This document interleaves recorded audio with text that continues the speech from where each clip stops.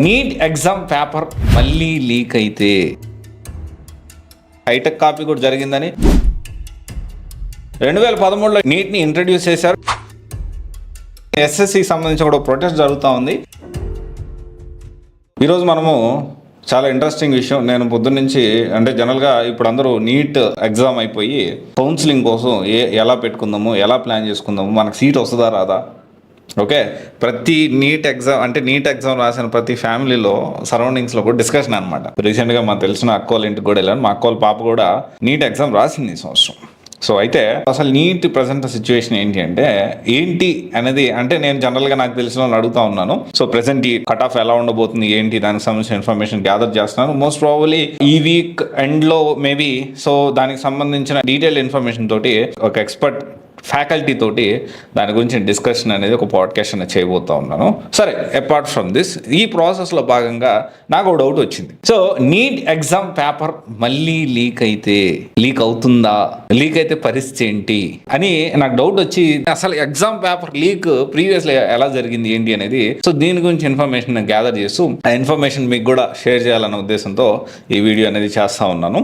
NEET UG exam ఏదైతే ఉందో confirmed paper leak occurred on 5th May 2024 in Patna, Bihar, allegedly organized by a question paper mafia charging 30 to 50 lakhs per candidate. దాదాపు 13 మంది arrest అయ్యారు. And దానికి సంబంధించి related incident అయితే గుజరాత్లో జరిగింది. So superintendent facility mall practice, so అక్కడ ఏం జరిగింది, ట్యాంపరింగ్ జరిగింది. సో దాదాపు ఇక్కడ supreme court acknowledge that 155 students benefited from the leak అని అన్నారు. సో దానికి సంబంధించిన డిస్కషన్ కూడా జరిగింది. ఆ తర్వాత ఎక్కడెక్కడ ఒకసారి ఒడిస్సా అని ఒకసారి ఇంకో చోట 2 రకాలుగా ప్రాక్టీసెస్. ఒకటి ఏంటంటే హైటెక్ కాపీ కూడా జరిగిందని. సో దానికి సంబంధించి కూడా హైటెక్ కాపీ మన మున్నాబాయి లేకపోతే ఈ బ్లూటూత్ సహాయంతో ఎగ్జామ్ రాశారని కూడా ఒక దానికి సంబంధించిన ఒక ఇన్ఫర్మేషన్. సో ఇది సోర్సెస్ అన్ని కూడా మనకి ఇంటర్నెట్ లో ఆన్లైన్ లో అవైలబిలిటీలో ఉన్నాయి. చాలా న్యూస్ పేపర్లో అన్నిట్లో చూసాం. సో అయితే ఈ ఎగ్జాక్ట్ మనం చూసుకుంటే ఎస్పెషల్లీ లాస్ట్ బిఫోర్ ఏదైతే సంజయ్ సింగ్ ఎవరైతే ఉన్నారో దీనికి సంబంధించి చూసుకుంటే అతను ఇట్లాంటి బీహార్ స్టేట్ ఎగ్జామ్ సంబంధించి బీహార్ పబ్లిక్ స్టేట్ ఎగ్జామ్స్ నుంచి వాళ్ళ కొడుకేమో టీచర్ ఎగ్జామ్స్ కి సంజీవ్ కానిస్టేబుల్ ఎగ్జామ్ కి పేపర్ లీక్ చేశారు. అండ్ దీంతో పాటు డాన్ రంజిత్ ఎర్లీ 2000s లో చాలా ఎగ్జామ్స్ క్యాట్ ఎగ్జామ్స్ లీక్ చేశాడు. అంటే ఆ ప్రాక్టీస్ లో తను కూడా one of the member. And అతని దగ్గర ఇతను జాయిన్ అయ్యి ఇతను నేర్చుకొని ఈ పేపర్ లీక్లు, పేపర్లు అమ్ముకోవడాలు, దాంతోపాటు పెద్ద వాళ్ళతో పరిచయాలు పెంచుకోవడాలు ఇవన్నీ కూడా చేశాడు. సో దానికి సంబంధించి లాస్ట్ ఇయర్ సంబంధించి నీట్ యూజీ పేపర్ అయితే లీక్ అయింది. సో జనరల్ గా నీట్ అనేది 2013లో స్టార్ట్ అయింది. 2013లో ఏ స్టేట్ ఆ స్టేట్ ఎగ్జామ్ పెట్టుకున్నాయి.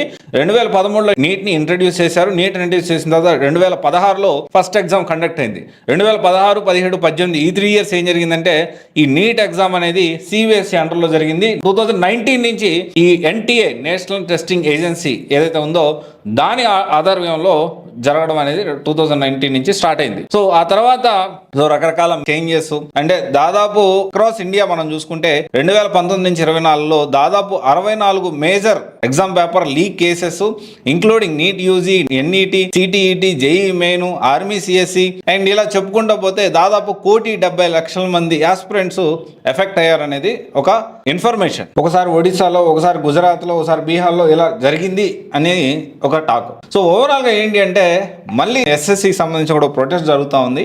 ఎస్ఎస్సి ఎగ్జామ్ సంబంధించి అది నేను ప్రిపేర్ అవుతున్నాను. ఇంకొక వీడియోలో డెఫినెట్లీ దానికి సంబంధించిన పూర్తి సమాచారం అనేది నేను ఖచ్చితంగా మీకు అప్డేట్ చేస్తాను. అయితే ఈ నీట్ కాంట్రవర్సీ ఏదైతే ఉందో సో డెఫినెట్లీ ఇది మళ్ళీ జరుగుతుందా అంటే మోస్ట్లీ జరగకపోవచ్చు అని నేను అనుకుంటా ఉన్నాను.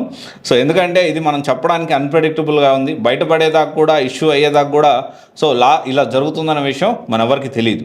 కానీ ఒకటే విషయం ఏంటి అంటే చాలామంది ఈ పాయింట్ని కొంచెం మైండ్లో పెట్టుకుని కొంతమంది స్టూడెంట్స్ ఎంత కష్టపడినా కానీ పేపర్ లీక్ అవుతుంది కదా, మన ప్రీవియస్ ఇయర్స్లో 2 రకాలుగా జరిగినట్టు సో చాలా సమాచారం అయితే ఉంది. సో దీంట్లో క్లారిటీ ఏంటి అంటే నీట్ ఎగ్జామ్ పేపర్ లీక్ ఒకటి, ఇంకొకటి వచ్చేసి ఏంటి అంటే ఆన్సర్ రైటింగ్ ట్యాంపర్ చేయడం. అంటే ఓఎంఆర్ షీట్స్ ఏవైతే ఉన్నాయో ఈ ఓఎంఆర్ షీట్స్ ని డెఫినెట్లీ ఏంటి అంటే ఆ బబుల్ చేసే విధానంలో కొంత ఈ స్ట్రాంగ్ రూమ్ కి సీలేసి పంపించే లోపల ఈ మధ్యలో కొంత ట్యాంపర్ జరిగింది ఈ ఆన్సర్ షీట్లు అనేది కూడా ఒక సమాచారం.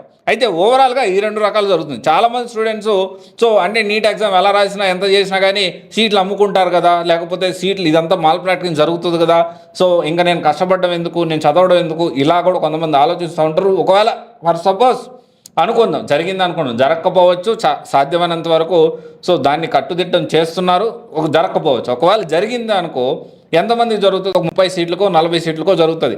What about remaining seats? అంటే మనం ఆలోచన చేయాలి. అనవసరంగా ఈ నీట్ ఎగ్జామ్ అంటే చాలా మంది డిస్ట్రాక్ట్ అవుతూ ఉన్నారు.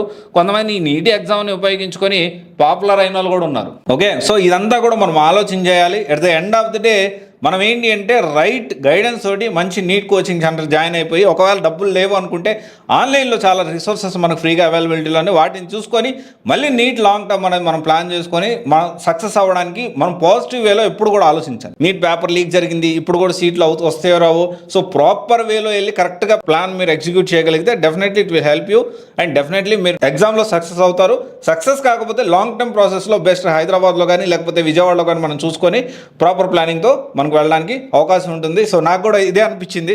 కానీ కొంతవరకు జరిగిన ఒక మ్యాక్సిమం 5 to 10% వరకు జరిగేదానికి ఛాన్స్ ఉంది, ఏమో చెప్పలేము. ప్రీవియస్ రికార్డ్స్ చూసుకుంటే ఒకవేళ జరిగిన 5 to 10%, వాట్ అబౌట్ 90%, 95% ఏంటి? మనం ఆలోచించాలి. సాధ్యమైనంత వరకు జరగకుండా డెఫినెట్లీ గవర్నమెంట్ దీనికి సంబంధించిన ప్రికాషనరీ అన్నీ తీసుకుంటుందని నేను అనుకుంటున్నాను. డెఫినెట్లీ ఇది ఒకసారి ఆలోచించండి. మీ అనవసరం టైం వేస్ట్ చేసుకోవద్దు. మంచి నీట్ లాంగ్ టర్మ్ కోచింగ్ చూసుకోండి, ప్లాన్ చేసుకోండి. Thank you.